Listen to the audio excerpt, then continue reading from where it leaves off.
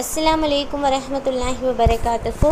நபி ஸல்லல்லாஹு அலைஹி வஸல்லம் அவங்கக்கிட்ட சஹாபாக்கள் கேட்குறாங்க, யா ரசூலல்லாஹ், எந்த மனிதருடைய இஸ்லாம் சிறந்ததாக இருக்குது அப்படின்னு. அதுக்கு நபி ஸல்லல்லாஹு அலைஹி வஸல்லம் சொல்கிறாங்க, எந்த ஒரு மனிதர் தன்னுடைய கைகளாலும் தன்னுடைய நாவுனாலும் பிற முஸ்லீம்களுக்கு நோவினை செய்யாமல் இருக்கிறானோ, அதாவது துன்பம் தராமல் இருக்கிறானோ, அவனுடைய இஸ்லாம் தான் சிறந்ததாக இருக்குது நபி ஸல்லல்லாஹு அலைஹி வஸல்லம் பதில் சொன்னாங்க.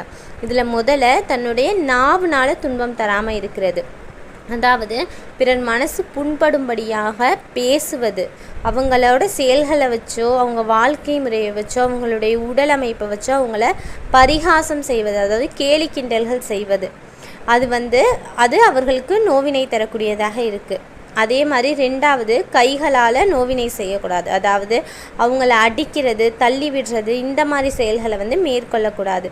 இன்ஷா அல்லாஹ் இத்தகைய செயல்களை விட்டு வல்ல ரஹ்மான் உங்களையும் என்னையும் இன்னும் உலக முஸ்லீம்களையும் பாதுகாப்பானாக.